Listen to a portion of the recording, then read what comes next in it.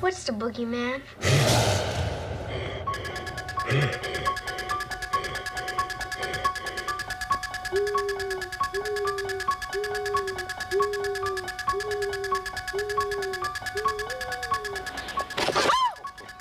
You know, it's Halloween. I guess everyone's entitled to one good scare, huh?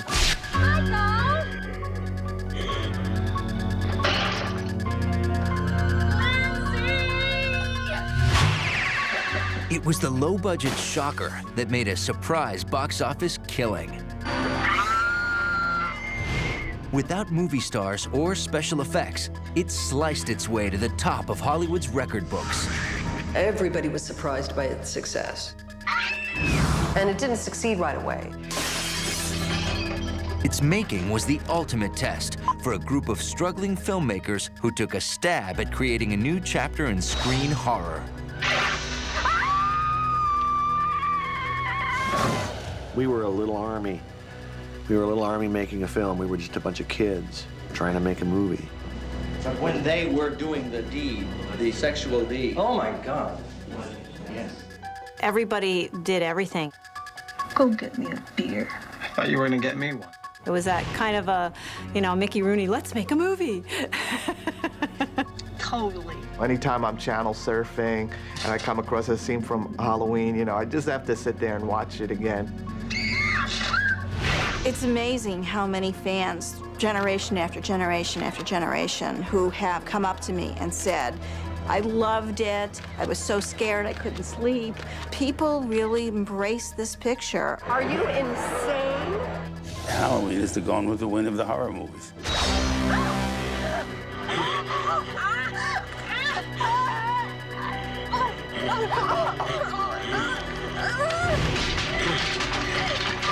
Please help me! Please!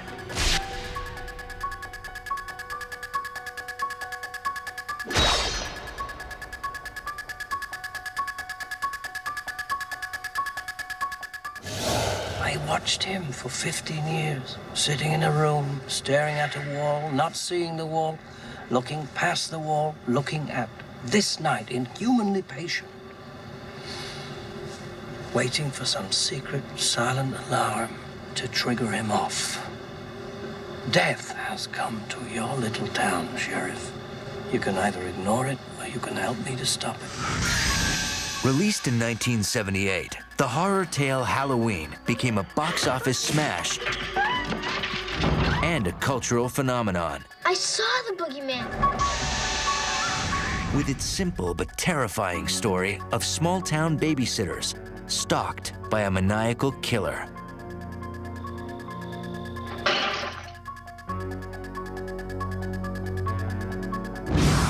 Despite a budget of just $320,000, Halloween would go on to become the most profitable independently released film ever.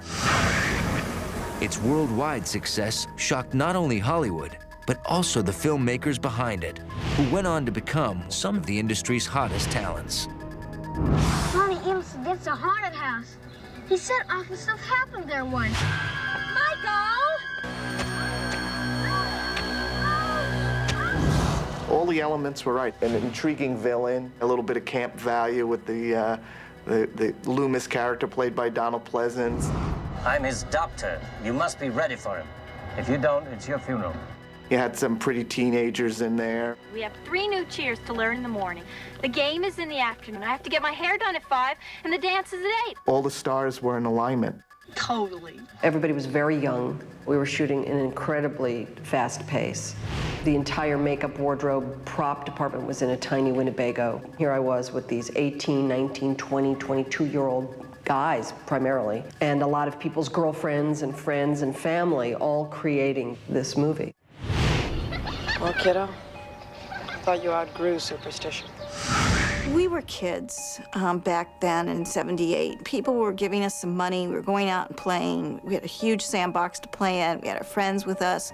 We had no idea what we had. Here's something that a movie which didn't cost that much money, which is constantly continues to sell. I don't think there's another film like it.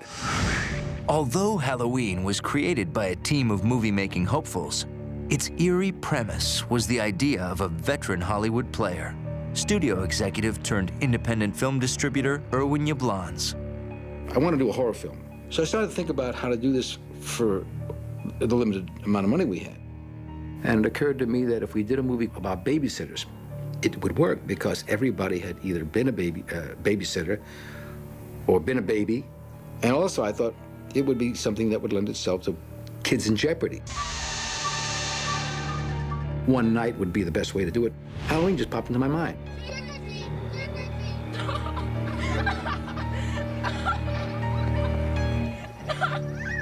Trick or treat! Trick or treat! And I thought to myself, gee, wouldn't that be great? But I'll bet somebody's done it, you know. The title's been used.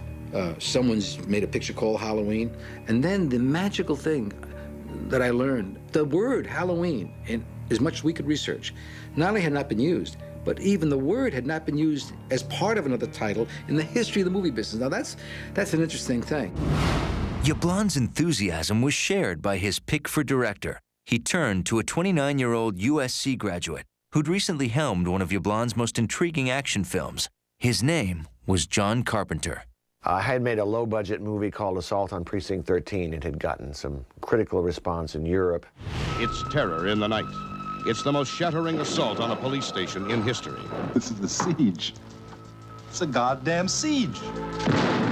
Assault on Precinct 13.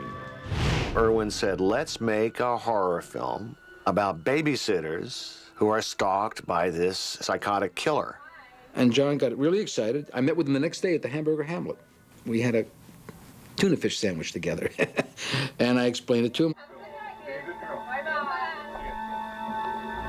He suggested we put it on Halloween night, but play the whole thing on Halloween night and call the movie Halloween, because he felt it was a holiday that everybody could identify with, and it hadn't really been done.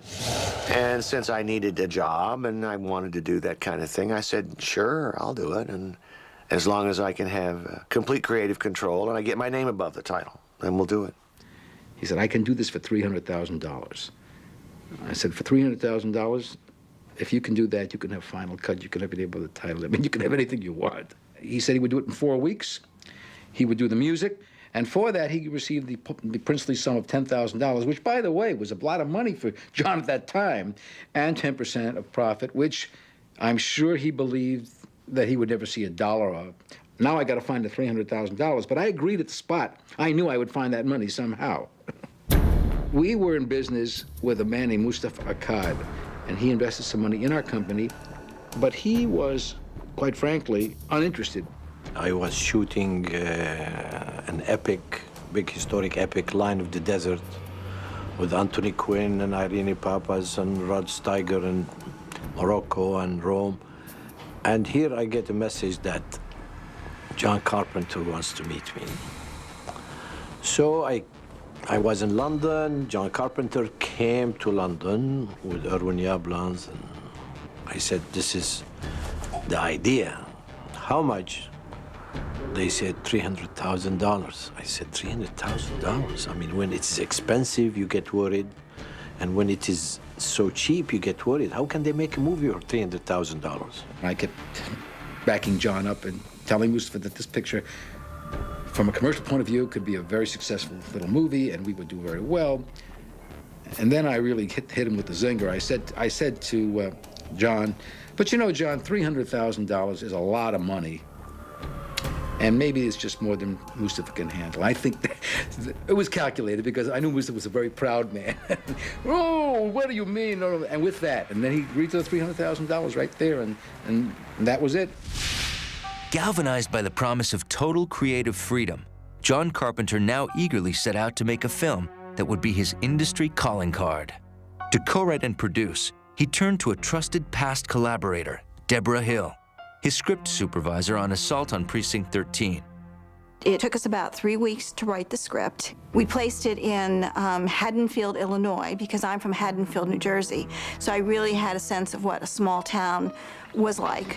You're not supposed to go up there. Yes, I am. That's Spookhouse. Could be any place in the Midwest. Most small towns have a kind of haunted house story of one kind or another. At least that's what teenagers believe. There's always a house down the lane that somebody was killed in or somebody went crazy in. Does anybody live here? No, not since 1963 when it happened. Every kid in Haddonfield thinks this place is haunted. They may be right. Lonnie Elam said never to go out there. Lonnie Elam said that's a haunted house. Lonnie Elam probably won't get out of the 6th grade. I was a babysitter, and I knew what it was like to be, you know, all those characters. And so I really contributed the girl dialogue. I thought you were babysitting tonight. The only reason she babysits is to have a place Shit. I have a place for that. I forgot my chemistry book. So who cares? I always forget my chemistry book and my math book and my English book and my, let's see, my French book. And, well, who needs books anyway? I don't need books. I always forget all my books. I mean, it doesn't really matter if you have your books or not. Hey, isn't that Devon Graham? I don't think so. I think he's cute. Hey, jerk! Speed kills!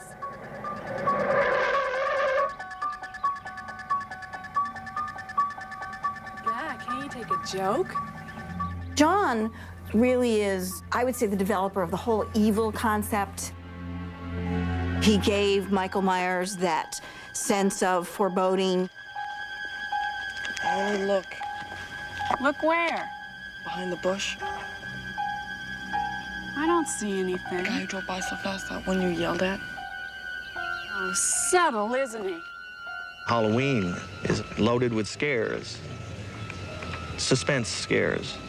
Hopefully not grisly or gory, but suspenseful, making people on the edge of their seats. I enjoy doing that. Creep.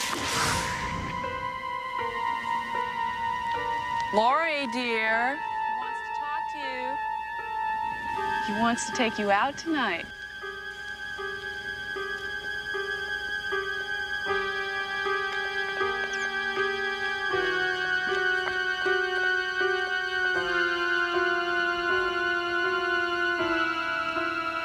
He was standing right there.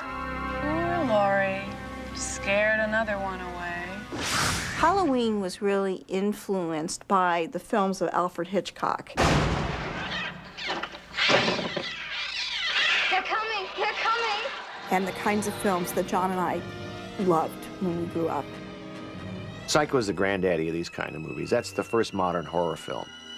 Took horror out of Gothic castles and European romanticism, vampires and werewolves, and brought it into kind of modern day problems and so forth. It was a terrifying movie. That was the signpost that everybody followed.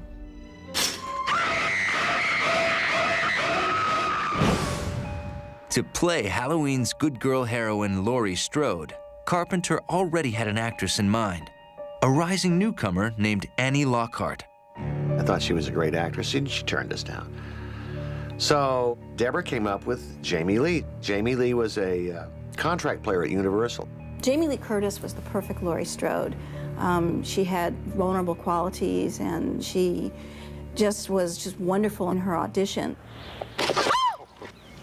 Excuse me, Oh, Laurie. Mr. Brackett, I'm sorry, Mr. Brackett. Oh, I didn't mean to startle you. That's all right. You know, it's Halloween. I guess everyone's entitled to one good scare, huh? Yes, sir. Nice seeing you, sir. She had just done Operation Petticoat, which was a television series. So she was very, very green. She was very, very fresh. And yet she was the product of these unique parents, Janet Leigh and Tony Curtis. And besides being the best actress for the role, as a producer, I saw a great opportunity to promote the fact that she was the product of this Hollywood marriage. When Jamie Lee Curtis came to mind, one thing popped in my mind. Janet Leigh in Psycho. So we hired Jamie Lee for that reason, who incidentally would have been best choice anyway. She turned out to be a fine actress. The old Girl Scout comes through again. I was a young actor, and all I kept seeing was my name, the character's name on every page. So I knew it was a big part, and I knew that there were other parts that they were casting, other women, other girls. And I was very much a smart aleck and was a cheerleader in high school, so felt very concerned that I was being considered for the really quiet, repressed young woman, when in fact I was very much more like the other two girls.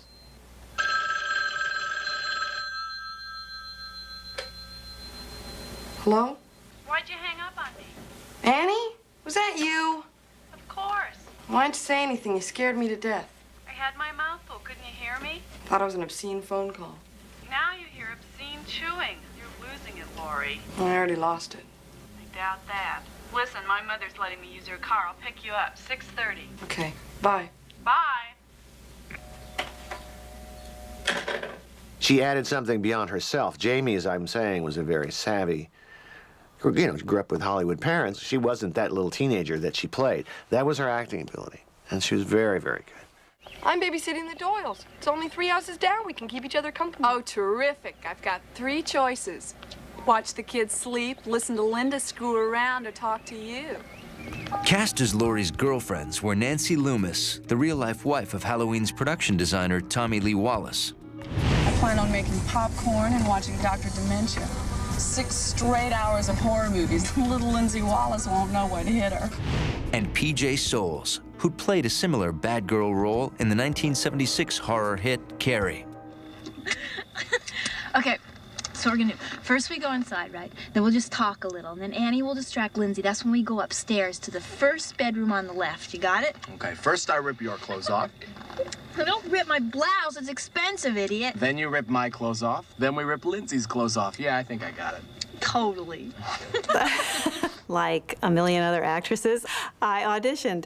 And it was only afterwards that I found out that John Carpenter actually had written the part for me and hoping that he would be able to use me in it because he had seen Carrie. Want a beer? Yeah. Is that all you can say? Yeah. Go get me a beer. I thought you were gonna get me one. Yeah. I was married to Dennis Quaid at the time, and I know that they had asked to see if he was available, but I think he was doing the movie of the week, which was kind of a bummer because it would have been fun to have him. We brought a lot of ourselves and our own ideas to the characters. All right, come on. Where's my beer? I think every line I ever said, I ended it with totally or started with totally. Totally. Totally. Totally. Totally. Totally. Totally. But among their cast of fresh faces, Carpenter and Hill were desperate to cast a recognized name in the small but pivotal role of Michael Myers' pursuer, Dr. Sam Loomis.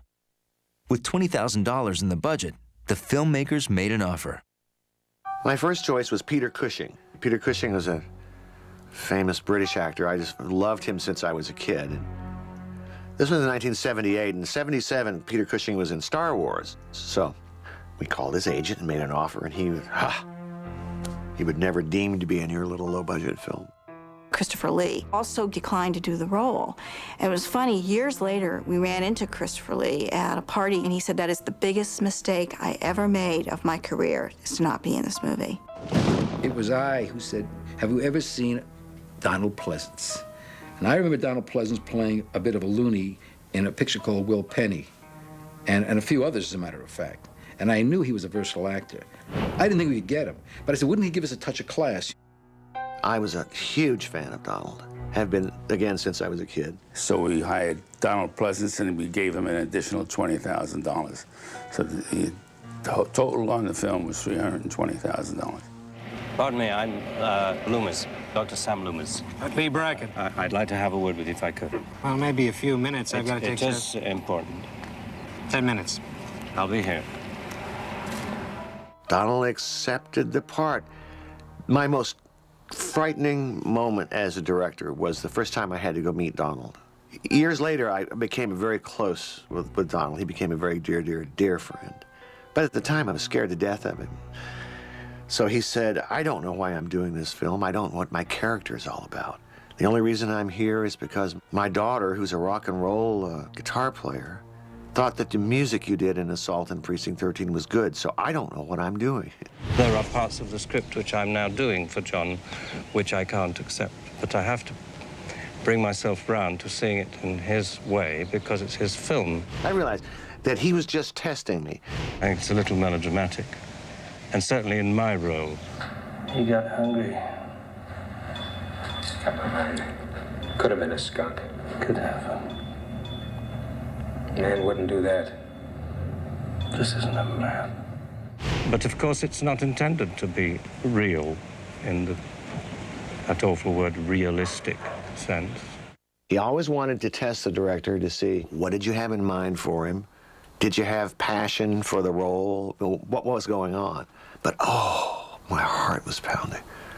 It was awful. It was awful. But greater frights lay just ahead. As the first day of filming now approached, and John Carpenter set out to risk everything on the most ambitious film of his career.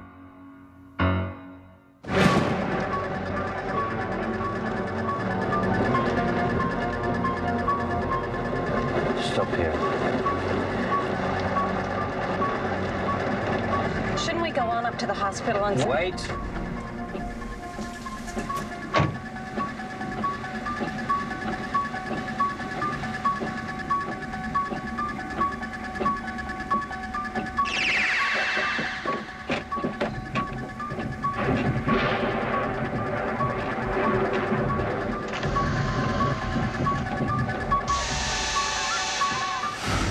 In May of 1978, cameras rolled on day one of Halloween as John Carpenter and his eager young collaborators set out to conjure movie magic from a skeletal budget. We shot a 20-day schedule, 4 weeks. Everybody did everything. It's harder to ask a stranger for a favor or to work for free or to work for very little money. So we really asked our friends to help us make this picture. A lot of people who worked on the film worked free. They didn't have the money to do it, but it was making a film on love. You know, they loved to work. You forgot about sleep for a couple of months. You just went and made the movie, and that was your life, and you ate it, drank it, slept it.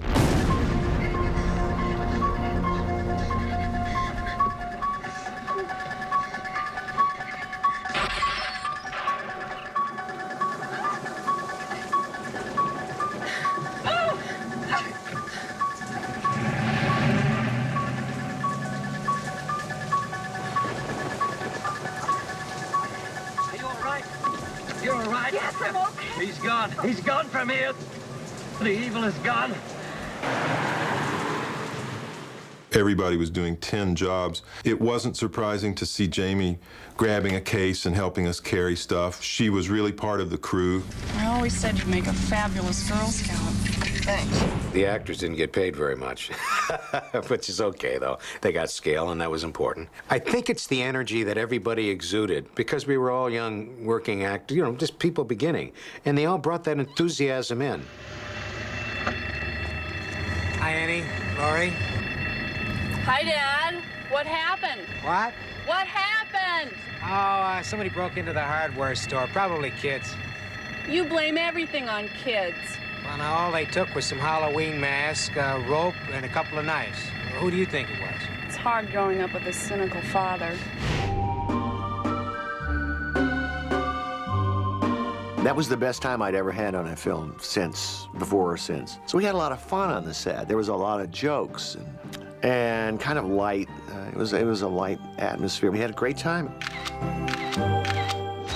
It wasn't really so much a pressure because it's easier for me to get a scene in 1 or 2 takes. You do a little bit of rehearsal and then you give 150% and you try to get it in the first take. Hey, let's look for a note. Let's don't. They had a dolly track, and I guess, you know, I had big high shoes on, so, and then we're gonna go from the couch across the living room and up the stairs, and it was gonna be one sweeping shot. And you know, you're always trying to look ahead and not look at the camera, look down to see where you're going, because, you know, you're trying to create this fake world here. Lindsay is gone for the night. Hey, now that's wonderful. And I guess I tripped over the dolly track.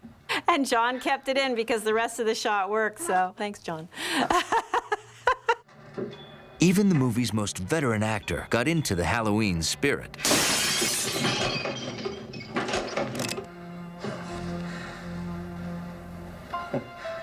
You must think me a very sinister doctor.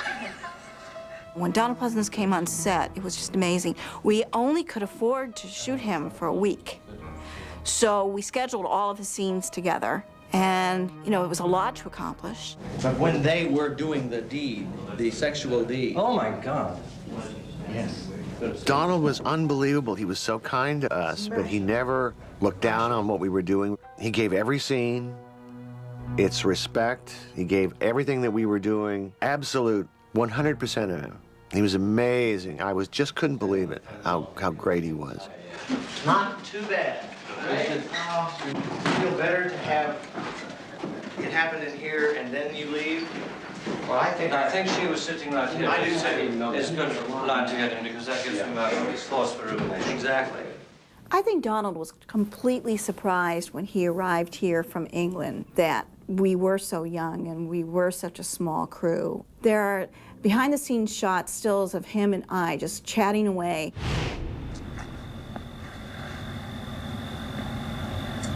Chicken. Go ahead, Lonnie. Go in.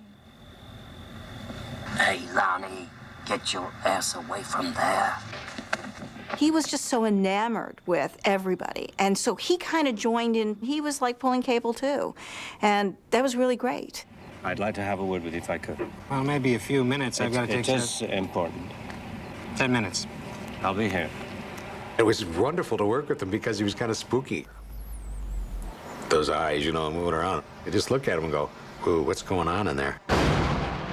Halloween's success would also rely not just on enthusiasm, but the effectiveness of its monstrous villain, Michael Myers. How does Samuel's view of fate differ from that of Costain's, Lori? Ma'am? Answer the question. Oh, Costain wrote that fate was somehow related only to religion, whereas Samuels felt that, well, fate was like a natural element, like earth, air, fire, and water. That's right. Samuels definitely personified fate. In Samuel's writing, fate is immovable, like a mountain. Many of the names that they used, one comes to mind, Michael Myers, were little in-jokes that John and Debra used from their own experiences. Michael Myers was the distributor of Assault on Precinct 13 in England. Michael Myers pushed it into the London Film Festival. That's where my reputation kind of began, so I felt I owed him. So that was my tribute to he was this dearest, dearest man. He's cute. I thought it might be a good idea to raise this Michael Myers character up to a mythic status. Make him human, yes, but almost like a force that will never stop, that can't be denied. I told them how dangerous he was. You couldn't have. 2 roadblocks and an all-points bulletin wouldn't stop a 5-year-old. Well, he was your patient, Doctor. If precautions weren't strong enough, you should have told somebody. I told everybody. Nobody listened. There's nothing else I can do. You can get back in there and get back on that telephone, tell him exactly who walked out of here last night, and tell him exactly where he's going. Probably going. I'm wasting my time. Sam Haddonfield is 150 miles away from here. Now, for God's sakes, he can't drive a car. He was doing very well last night. Maybe someone around here gave him lessons. And I suppose I was influenced by a couple things. I remember Michael Crichton directed a movie called Westworld. Yul Brynner was a robot, a killer robot that couldn't be destroyed. MGM presents Westworld. We know you'll enjoy your stay in Westworld, Hold it. the ultimate resort, Let me do it this time. where nothing can possibly go wrong. I'm shot. Go wrong. Raw. Go wrong. Oh, my God. But when I was in college, I had a class, psychology or something, and we visited a mental institution, and this was in Kentucky. And I visited the most serious mentally ill patients. And there was this kid, I must have been 12 or 13, and he literally had this look that I gave the lines to Donald Pleasence to say. I met this 6-year-old child with this blank, pale, emotionless face and the blackest eyes, the devil's eyes. I spent 8 years trying to reach him, and then another 7 trying to keep him locked up because I realized that what was living behind that boy's eyes was purely and simply evil. It's a schizophrenic stare, is what it is. It's a real evil stare. And it was unsettling to me. And it was like the creepiest thing I'd ever seen, just because as a stranger, it was completely insane. Here's a guy who's a sociopath. He killed his sister when he was like 6 years old on Halloween night, dressed as a clown. Michael's first act of evil would be shown in a sequence that required all of Carpenter's ingenuity and a stunning new camera only recently invented. When I was making student films, I was in love with dolly shots. I was in love with Orson Welles' opening shot in Touch of Evil, which is a big, long crane shot. But physically, when you do dolly shot, it takes a long time. You have to lay down this track, and you put the camera on a dolly, you get these people to push it. And, you know, it takes time. We don't have the time on a low-budget film to make a lot of dolly shots. And then I discovered something called the Steadicam, or the Panaglide. That's a Panavision version. It's a gyroscopic camera that you attach to yourself, the camera operator, and walk around with it. The Steadicam, it was a brand new device, and it allowed us to smoothly sort of move the camera wherever a guy could walk. And John said he wanted to use that as the opening shot. A sort of long, continuous shot that brought the audience into the backstory of what was going to be the movie. He wanted to start off establishing the old house, moving up to it as if it was somebody's point of view, but then move around the back, inside the house. Never one to, you know, shirk from a challenge like that. I immediately thought, well, this is going to be great fun. John used the camera, as we know, as the character, Michael. So the camera becomes Michael moving in. We are alone, aren't we? Michael's around someplace. We look into the windows, we come around, and we come back around in the back door, and that's when I, posing as the young boy, get the knife, and I'm carrying the knife.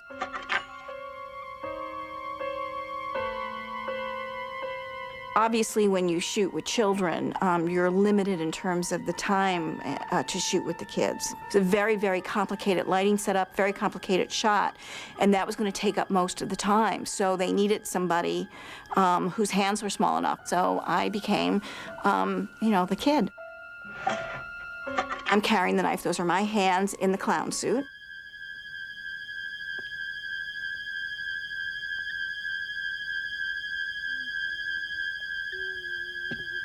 That's me climbing upstairs with the camera behind me.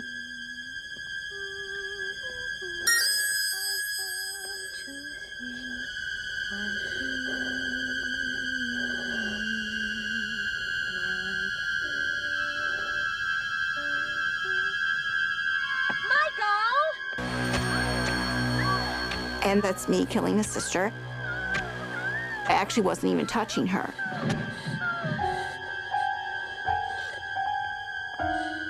It was also a challenge because the shot took almost exactly one roll of film each time. So every time we did the shot, we would just barely get it done and the film would run out. Eventually, they decided they wanted to piece together, I think, 3 of the different takes.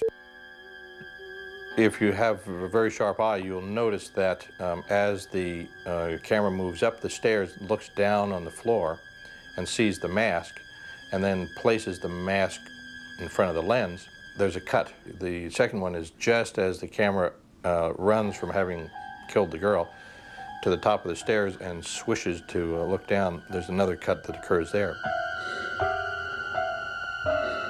It took us a night to do the whole sequence.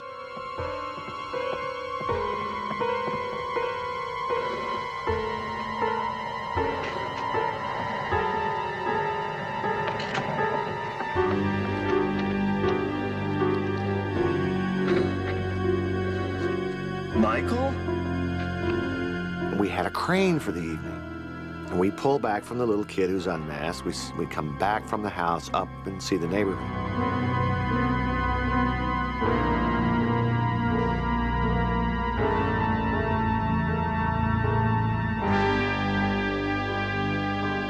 That was an ambitious shot for a little low-budget crew. Although set in the Midwest, Halloween was filmed entirely in Southern California. Halloween was has a couple of distinct locations. Let me tell you about them. One is in South Pasadena. That's where that old house is that the kids are out in front of. That's where we pull back in the beginning of the movie. The Halloween street, however, where the girls are babysitting, that's actually in my hometown of Hollywood, California. It's right off of Sunset Boulevard. And they were wonderful to us, absolutely wonderful. Didn't mind us shooting at all. Our biggest problems in creating an autumn world in Southern California in the spring with palm trees was to shoot around the palm trees or to create shots that blocked out the palm trees in some way. Unfortunately, especially in the beginning of the movie, you can see a few palm trees. That's the only thing that screwed it up. What the hell? In the beginning of the movie, we got these big bags of leaves, you know, orange leaves, fall leaves, and we would have this sort of stupid fan next to the camera. We would like throw the leaves and so that they would like blow in front of the camera. I remember there maybe being 6 to 8 people on the crew. And it was time to throw the leaves on the grass. Everybody pitched in. And when we finished that scene, you know what we did? We went and raked the leaves, picked them up, and put them back in the bags for the next time. But amid the group's exuberance, there was also anxiety on the part of first-time film star Jamie Lee Curtis.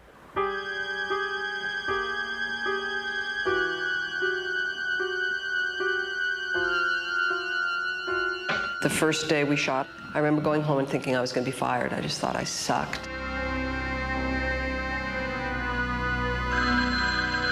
And I remember being at home and my roommate said, "Jamie, the phone's for you, it's John Carpenter." And I thought, oh man, this is it. Hello?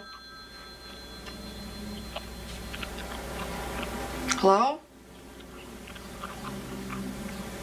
Who is this? And he called to say how happy he was with the day's work, and I just thought that was great. It's never happened to me again. This was her first big break, and she wanted to be very good. So yeah, she and I had a great time together. We had a hoot because she's very funny, she's very charming, she's very lovable, and you know, we became very good friends after that. I just was totally enamored by Jamie. I felt like Jamie was my little sister. She really needs a lot of love and a lot of confidence building. And I think that's what makes her so unique as a talent, is that the lack of confidence she makes up for sort of a bigger-than-life character. You know, you could ask somebody. Well, I could. Sure you could. All you have to do is go up to somebody and say, "You want to go to the dance?" You could do that. I couldn't.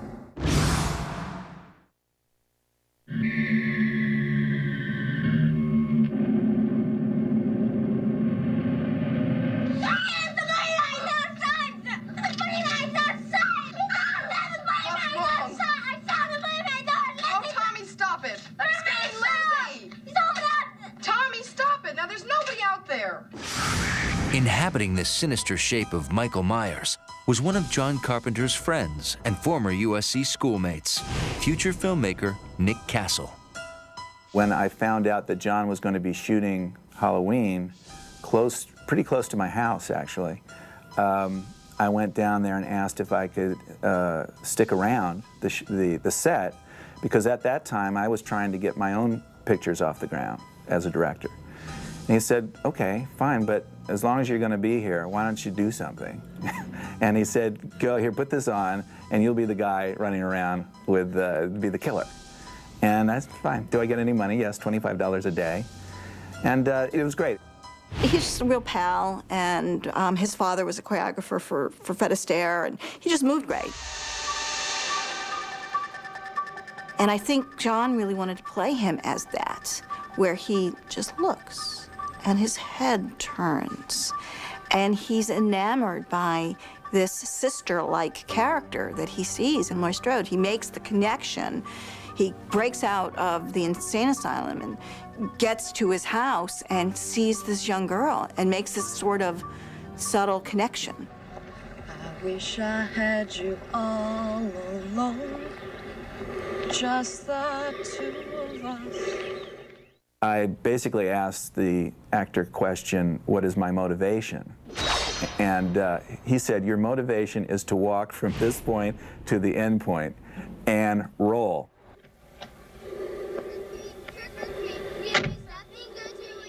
Do nothing, just walk. Don't act, just walk. I think he really gave the movie something. I think there's little moments that he does in the movie that are really special that, you know, take it away from being just some sort of thug in a suit. Come on out.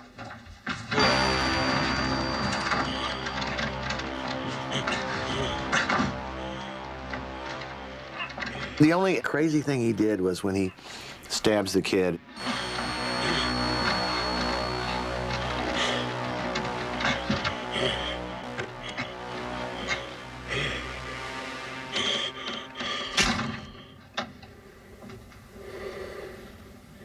And he looks at him like this, like he's looking at a butterfly collection. That's the only direction I think I gave him. He was just, you know, a gentle friend of John's there. He didn't want to hurt anybody. Nick had a wife and I believe 2 babies, and they came by every day at lunch, and, you know, here's this guy with this oversuit on, and, you know, the mask was just always lying next to him. He'd put it on and go do the work. John sent me out to find the perfect mask, or to create the perfect mask for the movie, and it was simply to be a kind of a blank face. Well, he didn't have any money to make a mask. It was originally written the way you see it. In other words, it's a pale mask with human features, almost featureless. I don't know why I wrote that down, why Debra and I decided on that. Maybe it was because of an old movie called Eyes Without a Face. It's a French film, Franjou made it, and this girl had a burned face, so she wore this face mask. It was real creepy because it was featureless and immobile except for her eyes. So Tommy Lee Wallace, the production designer, ran up to the mask shop on Hollywood Boulevard and bought a couple. One was a clown mask, and that's, you know, one way to go. And the other, he got this William Shatner Star Trek mask, Captain Kirk. Because in mask form, the William Shatner mask was just a kind of a blank face. It didn't really look like anybody. And he cut the eye holes out a little bit bigger so they weren't like this, they were rounder. Tore off the eyebrows. I kind of poofed up the hair a little so it looked demented and strange. And I spray painted it whiter than it already was. Annie! Took off the sideburns. That's the one. Ah, cheese. Oh, cheese. Oh, it created a shiver right in the room, and we knew we had something special. I guess I owe the success of Halloween to William Shatner. Well, sort of. The hilarious thing about the mask situation is that the mask of Captain Kirk, anyway, looked nothing like him. Nothing like him. I mean, it just looked like, I don't know what it looked like, but that was the secret, that we really didn't look like William Shatner at all.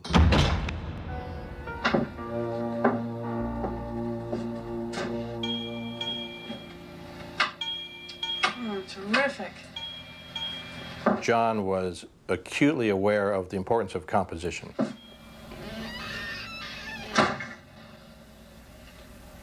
You deliberately put a character on one side of the frame, leaving a lot of empty frame, which can either tell the audience something is going to happen there or potentially could happen.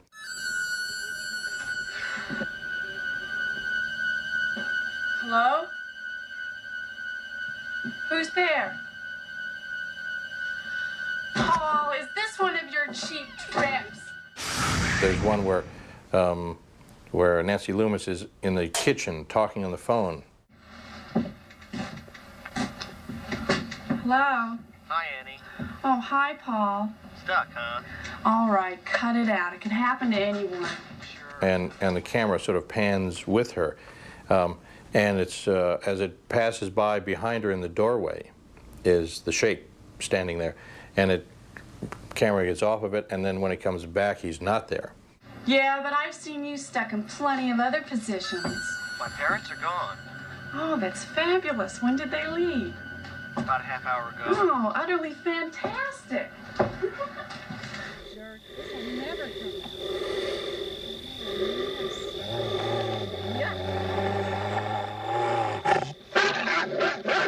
Oh, the dog. Killing the dog. You know, I'm a dog lover. I hated that. But I think what we had to do was to find a way to show that the shape was really evil and deadly. Lindsay, Lester's barking again and getting on my nerves again. Oh, never mind.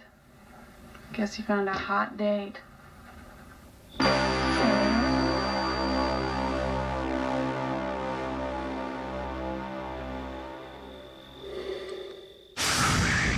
In crafting the story of Halloween, John Carpenter cleverly balanced high tension with carefully chosen moments of comic relief.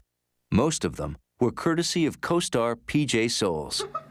Hey, is Annie around? No, I thought she'd be home by now. She went to pick up Paul. Well, she's totally not here. She probably stopped off someplace. Have her call me when she gets home, though. I have Lindsay here, and I want to know what time to put her to bed. Okay. Later. Have a good time. We definitely will. Bye. You know, Jamie always told me she was jealous of my part because I got to do all the fun stuff. I had a lot of make-out scenes. Can't help it. The phone keeps ringing. Oh, and I can't keep you interested, Just huh? answer the damn phone. Well, I can't. What if it's the Wallaces? Get Annie in trouble, you know. Just take it off the hook.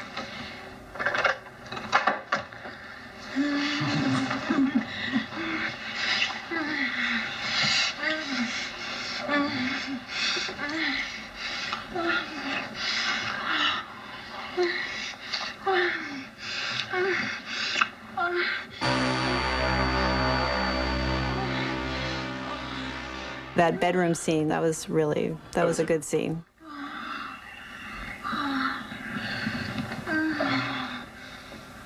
Oh, fantastic. John did say, it would be nice in this scene if we could have a little nudity, and I don't know, however you want to do it. He was trying to be very gentle with it. But, you know, in the script it does say she slides the sheet down. Now, I happen to be, you know, naked under there, and the ghost, the guy comes back with the sheet over his head. And I'm thinking it's my boyfriend. How come I can't get him to you know, react to me or anything? Well, did you get my beer?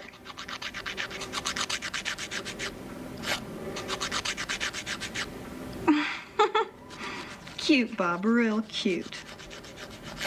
I think the line was, okay, big guy, come over here, but instead I slid the sheet down and say, See anything you like? I just thought that was really funny, and John liked it too. So, and that's become a classic line. In fact, the first time that I had gone to see the movie in Hollywood, there was a guy behind me, right behind me, and I was sitting there watching, and I say, see anything you like? Well, can't you answer me? And the guy goes, you bet your sweet beep I do. Are you weird? And I just sank down in my chair. I was so embarrassed, and I thought, oh boy, I gotta wait till everybody clears out of here before I move, because I don't want him to know it was me. Carpenter and Debra Hill had filled their script with several set pieces of shocking horror. Now, with time running out, Carpenter had to capture that horror on film with little bloodshed and no special effects. Usually at carnivals or fairs or, you know, any place, there's always the haunted house ride. Things jump out at you, and these foolish things happen. And when I was a little guy, a little kid, I went to these things, and I remember what scared me about those rides. I tried to duplicate them in a cinematic way. The things that go bump and jump out and scare you.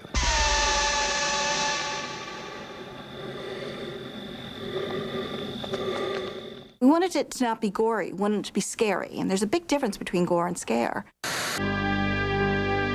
John is, from childhood, from earliest days, one of his passions was scary movies.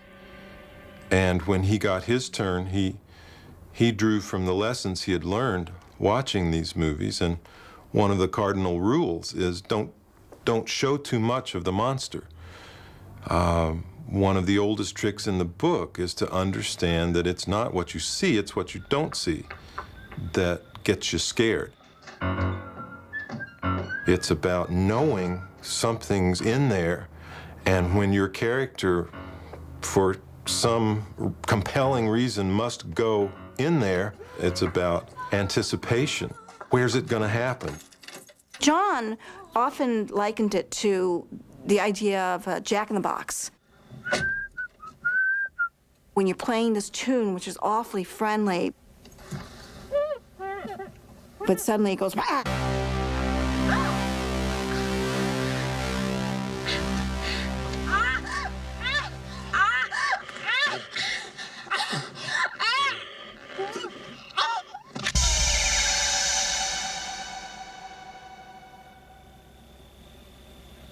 As far as filming it and at the time it being scary, it just wasn't. We'd always end up laughing, and even my death scene where I'm getting strangled by the phone, I had to beg him to do it harder. I said, you know, don't kill me, but just do it a little harder because this, all you're doing is tickling my neck, and I can't die this way.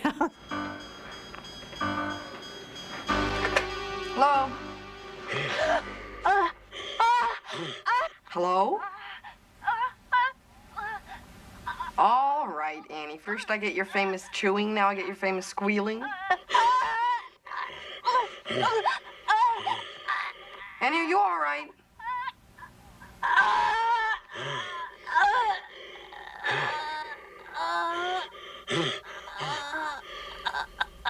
John was very, very acutely aware of as being how you build suspense.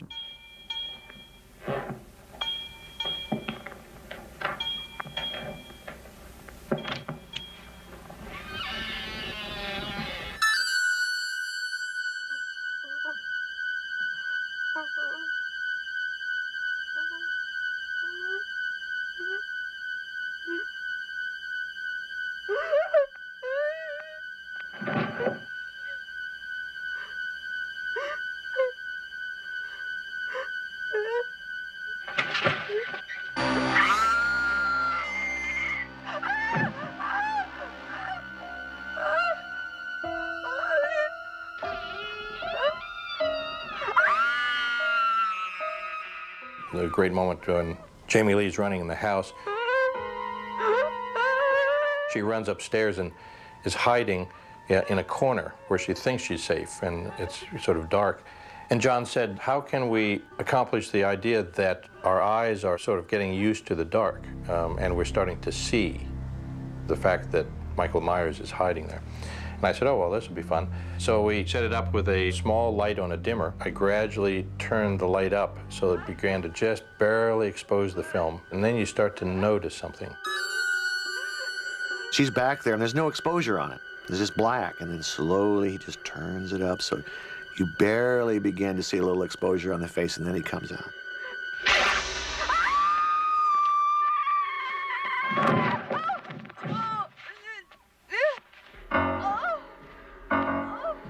As the end of Halloween's filming approached, spirits on the set stayed surprisingly high as cast and crew rallied each other to make it to the finish line.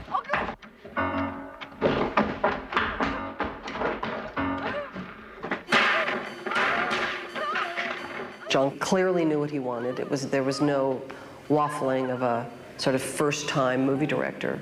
There was just no time to even question it.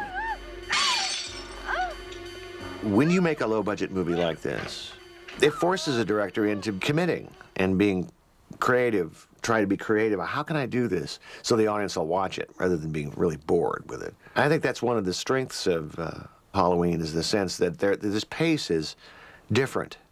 It's not the cutty pace that you're used to. We didn't have enough time.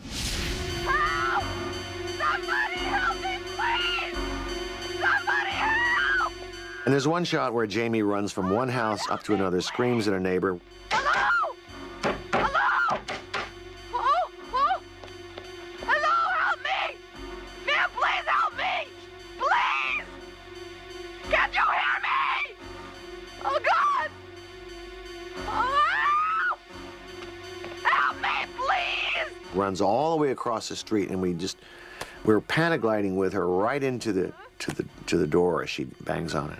And we worked our butts off to do that.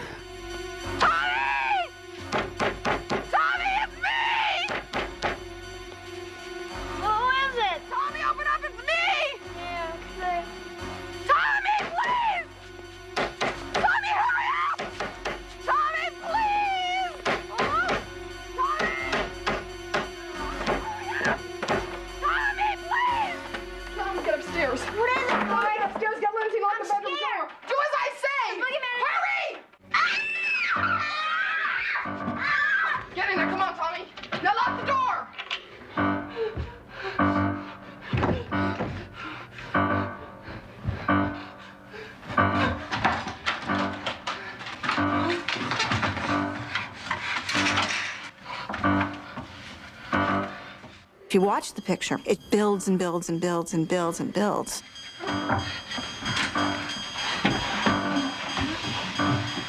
The shots of the shape, they get narrower and narrower and narrower until the end of the movie where Jamie's in the closet. It's a really tight, close-up kind of movie.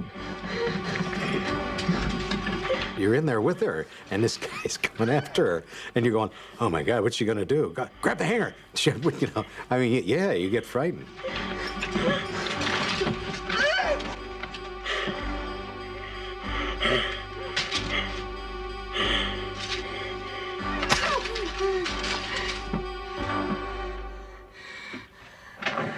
At the end, of course, Jamie Lee is always dropping the stupid knife. He wanted her to be a very vulnerable little girl so that you, as an audience, cared about her. Come here. Now just listen to me. I want you to go down the stairs and out the front door. And I want you to go down the street to the Mackenzie's house. And I want you to tell them to call the police and tell them to send them over here.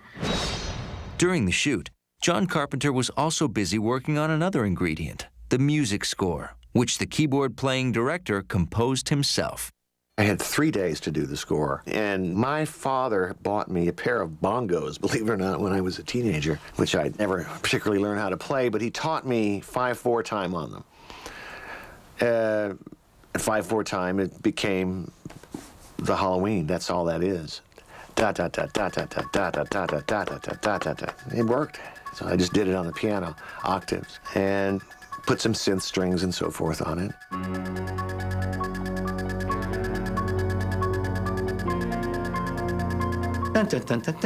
And right off the bat, you are out of balance. It's almost as if your whole mind is being short-circuited and played with because you're getting this fast, crazy, erratic music.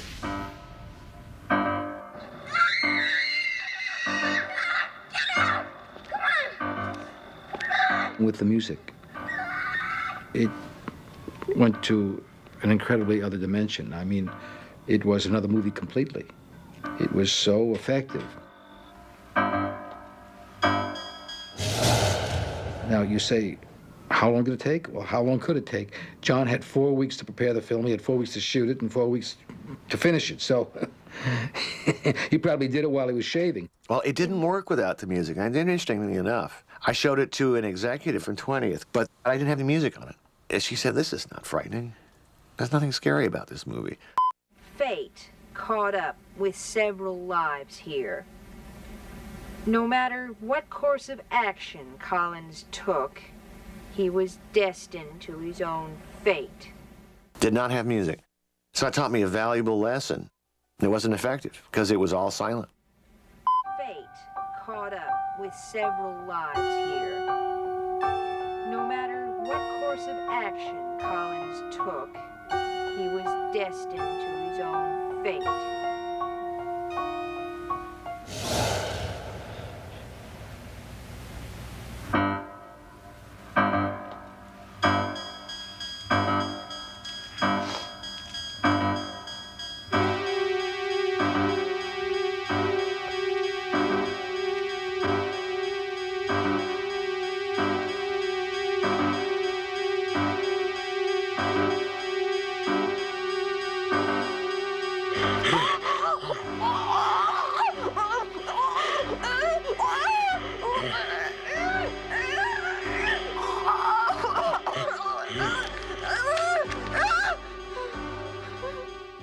People would scream when Michael is unmasked in the hallway there, Jamie unmasked him. Well, what you're seeing is nothing. It's just a guy under there. But you're so built up to it, people would scream at it. John and Debra wanted a certain look for the person that was going to eventually be Michael Myers when the mask came off. They didn't want someone really handsome like me. So they said they wanted someone that looked more angelic, kind of against type. But I'll let the audience decide if they actually made a good casting decision there. I think I would have been much better, frankly. The movie's final minutes were also enhanced by the sensitive contribution of co-star Donald Pleasence. Donald taught me a lot about acting. There's a scene in Halloween after Michael Myers has been shot off this balcony.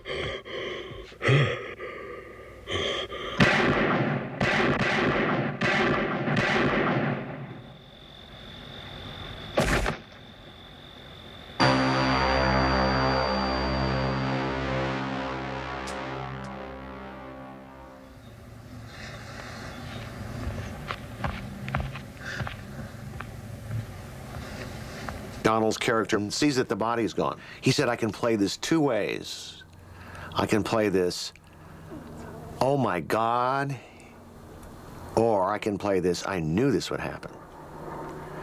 I said, I didn't know what to say, so I said, can you do it both ways for me? And he did.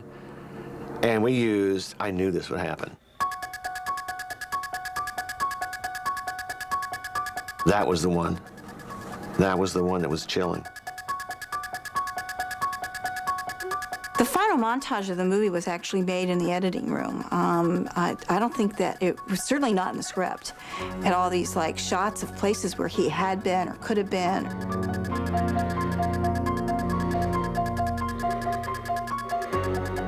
The ending means he's not only gone, he's everywhere.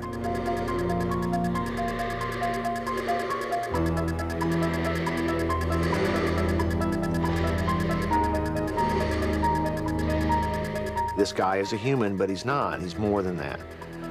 He's not exactly supernatural, but maybe he is. Who knows how he got that way? It makes the ending more surprising if you don't say he's been, cursed by some. You don't give much of an explanation. So your imagination works much more, it's much more terrifying. It was very funny because people who saw the picture thought we had set it up for a sequel. And, it was the furthest thing from our minds.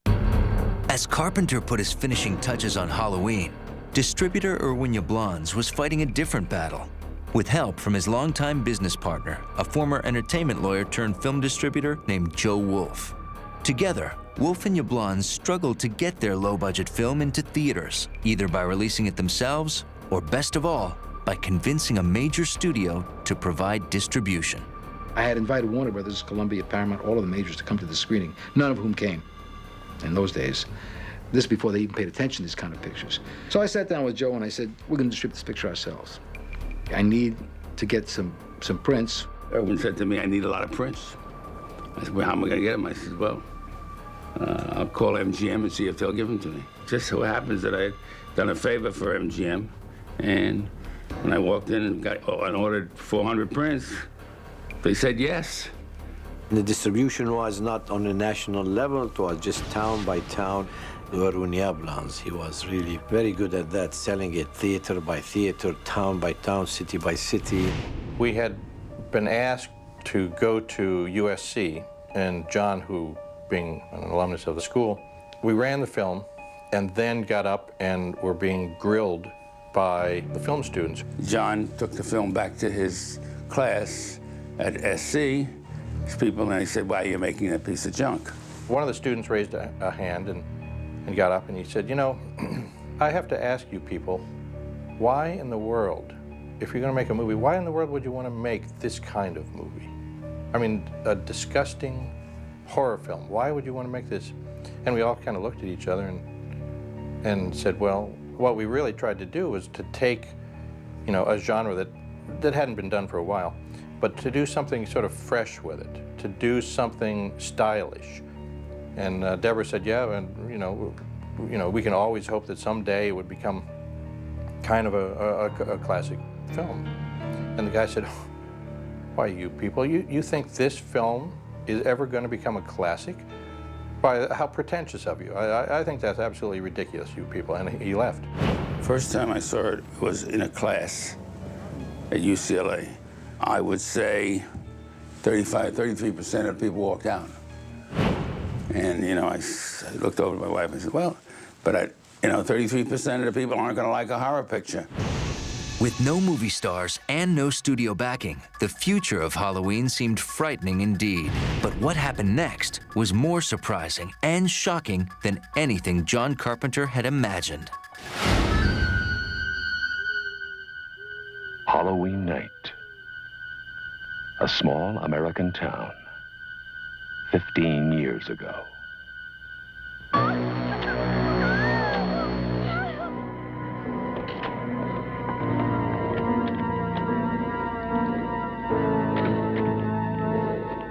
Michael? Halloween. In October of 1978, after 20 days of filming and a total cost of just $320,000, Halloween opened in limited release. The very first engagement of the picture in a paying situation was in Kansas City, in 4 theaters. And I remember sitting by the phone that night waiting for the receipts. And I got the figures, $200 and $300. They were not impressive, but they were not disastrous. I'm never smiling again. It was released in October, November of '78, and it wasn't doing great. And then Debra called and said, looks like we bombed. Don't underestimate it. The next day, I got a phone call. They were double. The next day, they were triple. By the weekend, they were 10 times. This taught me a great deal about the power of word of mouth, because we had very little money to spend on advertising, and nobody knew what this picture was. A few people got it. A few people knew that it was special, it was well made, it was a good piece of cinema, as well as a good popcorn movie. Awful lot of other people just shrugged it off or didn't like it at all. It was something that built over, 3 or 4 months. And even then, it wasn't like I walked down the street and people were going, hey, Laurie Strode, all right. The amazing thing is how this movie built. Irwin Yablans, who released the picture through Compass International, truly had a plan. The plan was to take it to the Chicago Film Festival. It wasn't until the picture opened at the Chicago Film Festival that we realized we had a critical and commercial success on our hand. The picture was reviewed wonderfully, and the audiences were just lined up around the block. Pictures, normally they open up and they go down. The people who go see them. This picture was amazing. It kept on going up and up and up. And it played Philadelphia, it played Boston, it played New York, and basically weeks it stayed. People had told 2 other people, 4 other people, 5 other, they told 10 other people. It was almost like the game of telephone. Oh, that's fabulous. The reviews were good, but over a period of 8 weeks, this film just killed them. We couldn't believe it. I'll kill you if this is a joke. I used to come up to sit down with Irwin and we'd say, well, what do we do now? Everybody's coming up saying, ooh, what are you talking about? Well, it's a big hit. No, it's not. Yeah, it is. I had no idea. Suddenly, the movie no studio had wanted was a box office blockbuster. Halloween surpassed everyone's expectations to become the most profitable independently released film to date, grossing over $70 million worldwide in its original release. It was, the new indie sensation that everyone had to see. What set Halloween apart from other, horror films of that time, I think, was just a skill that John Carpenter brought to the material. Subjective shots from the killer's point of view. It really hadn't been done that much before.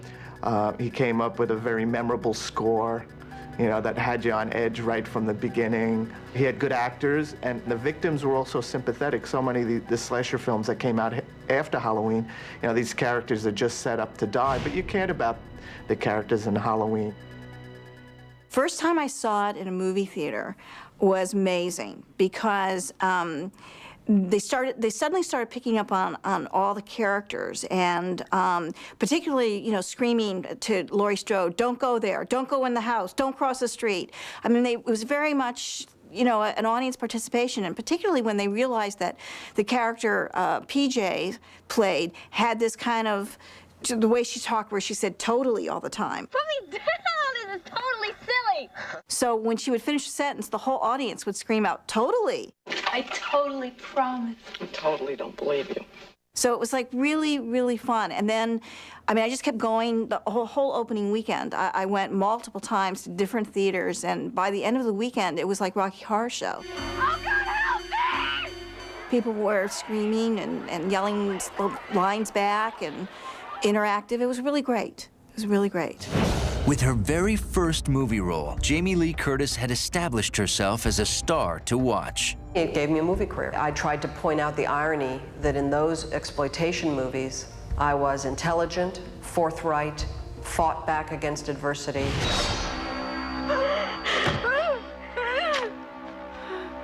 And she got to do all this great stuff. She got to be frightened and scream. She got to be caretaking to the kids. She got to fight the monster.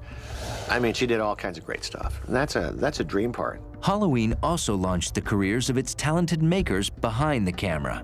Most of the people, you know, in Halloween, people have become major contributors to the film industry from this film. Everybody has been successful. Dean Cundey became one of the top cinematographers in town. Debra Hill became an ace producer. Nick Castle became a director. You know, lots of times you hear about the curse of something. This is one movie where I can really I can't think of anybody who was cursed. Everybody benefited, everybody has been successful. It's been only a positive story. By virtue of the contract that I had as the writer-director, I had a net participation profit deal, and I got the biggest check I had ever seen in my life from Halloween. It was stunning. I couldn't believe it. The film's simple plot also became fodder for serious analysis by many of the nation's top movie critics. Some saw a conservative agenda in a story that hinged on the murder of sexually active women. But its director disagreed. The teenagers that are victims are sexually active. But that misses just the essential point of the film. The movie's about the revenge of the repressed. And Jamie Lee has a connection with the killer because she's repressed too. It's tragic you never go out. You must have a small fortune stashed from babysitting so much. Guys think I'm too smart. To me, these kids are just engaged in normal teenage behavior. They get killed because they're not paying attention. They're involved with their boyfriends and they don't think anything's going on. And there's no Christian right morality. No. And psychiatrists and academics tend to read a little too much into Halloween. You know, Carpenter just wanted to make a scary movie. I asked my son, he was 17, why do you go and pay money and go and see these scary movies? He said, Dad, I take a girl to the movies. After 5 minutes, either she's grabbing me or grabbing her.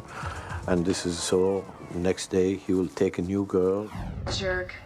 God, I've got a shirt on. That's all you ever think about. Soon after Halloween's success, John Carpenter's creation received the ultimate Hollywood compliment of imitation.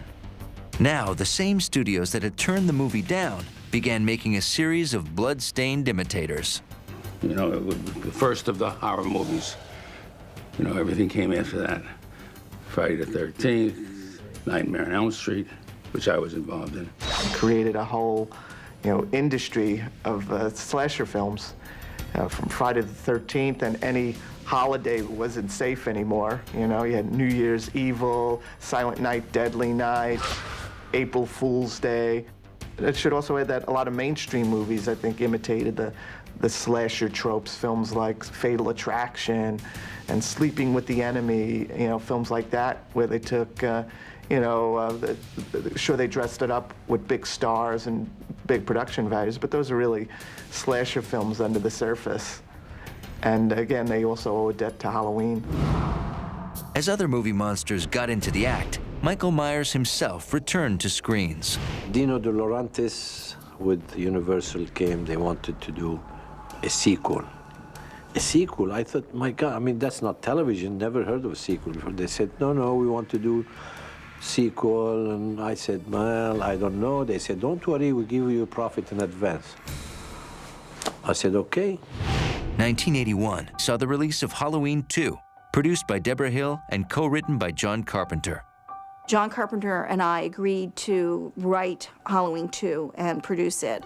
And we wanted it to be a continuation of the night.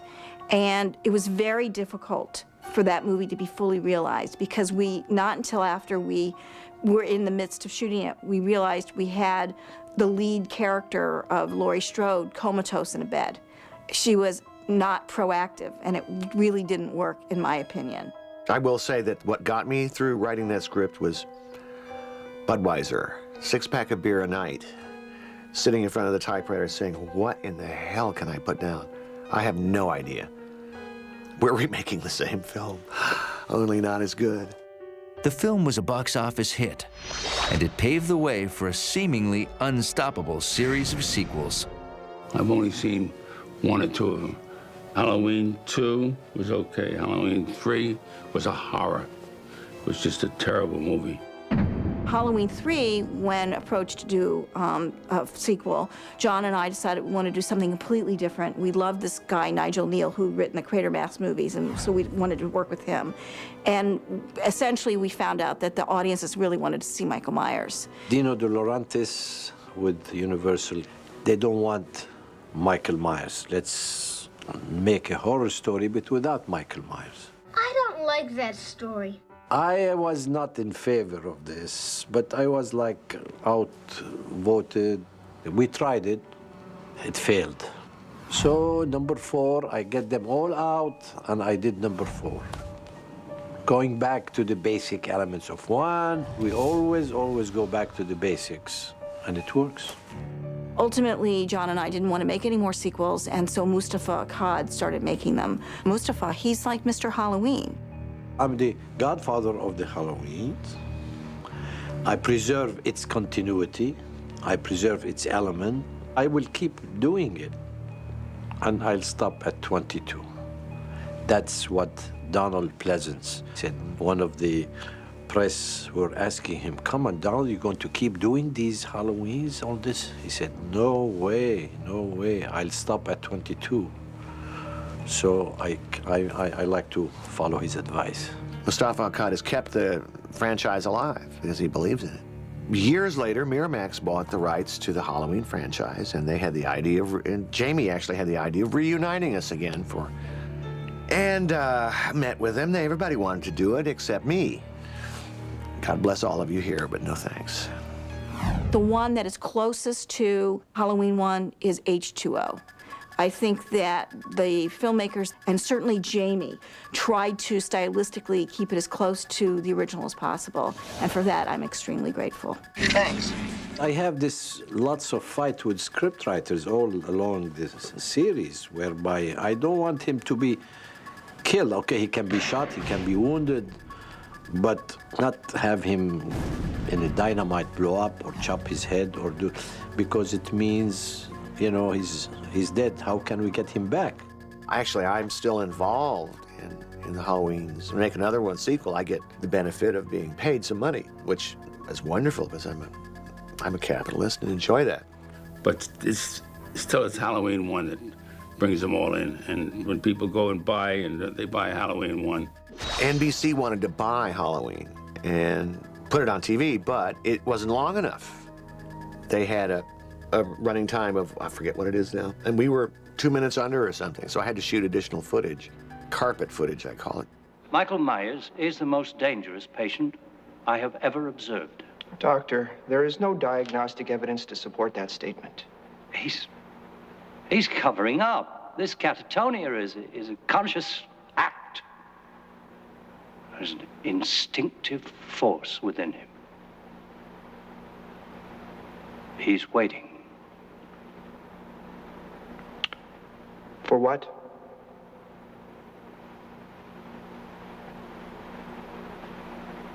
I don't know. But we still made a lot of money from it. Yeah, so I hoed out. Hoed right out.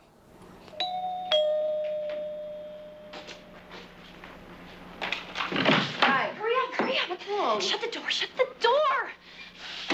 Some guy is following me. You sure?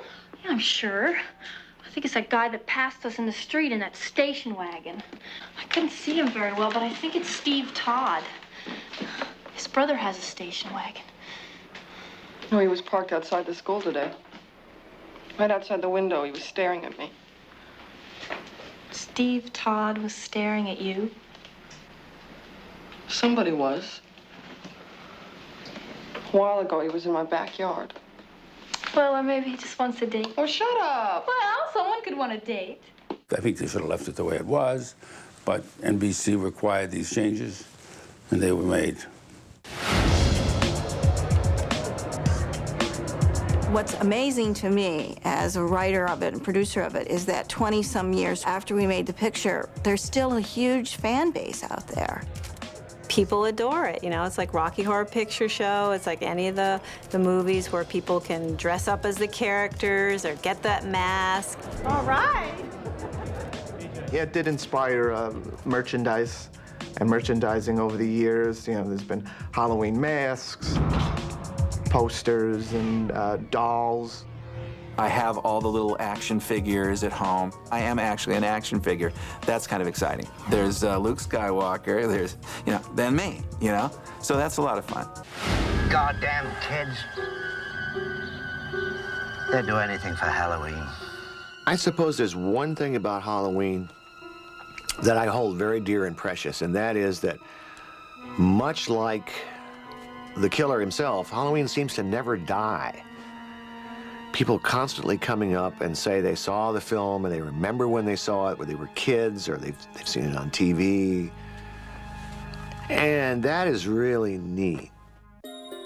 Halloween would go on to make another fortune in its many incarnations on home video and DVD. And it's still selling tremendous amount of video cassettes, and it's going to be on television every year. It's fantastic, you know, it's one of those things that may happen once in a lifetime.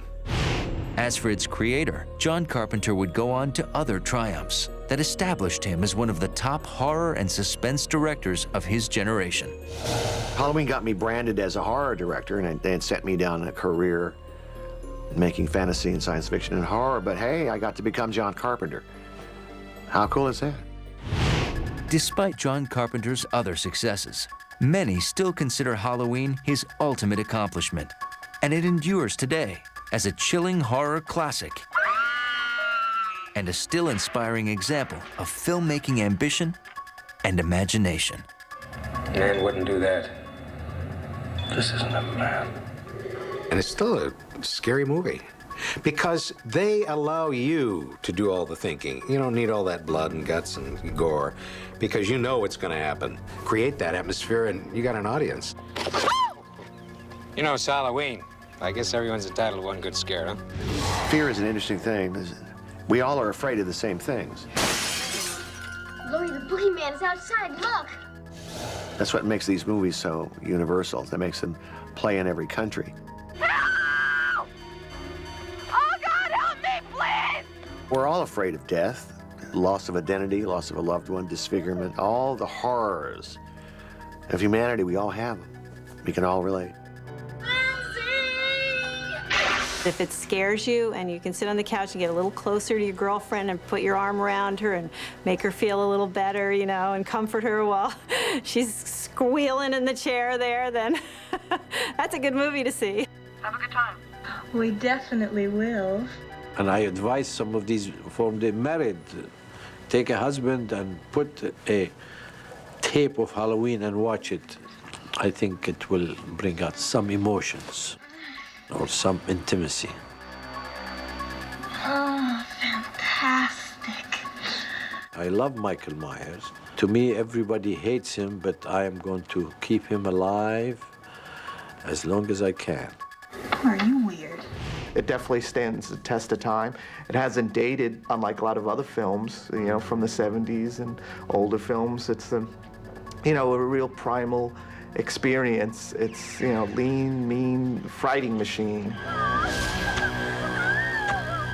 Like Hitchcock, Carpenter was really able to mine those feelings that nobody's safe no matter where you are. You know, you leave the big city and you go out into the suburbs, but there's evil lurking out there too. You can't kill the boogeyman. He's everywhere. Evil still lives. He will always live. He's in the shadows. He may be in your house. He may be in mine. Oh, no. Cute, Bob, real cute. Come on out.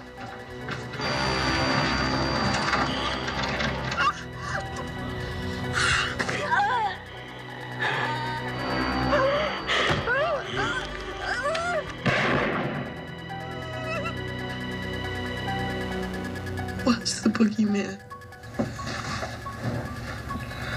As a matter of fact, it was.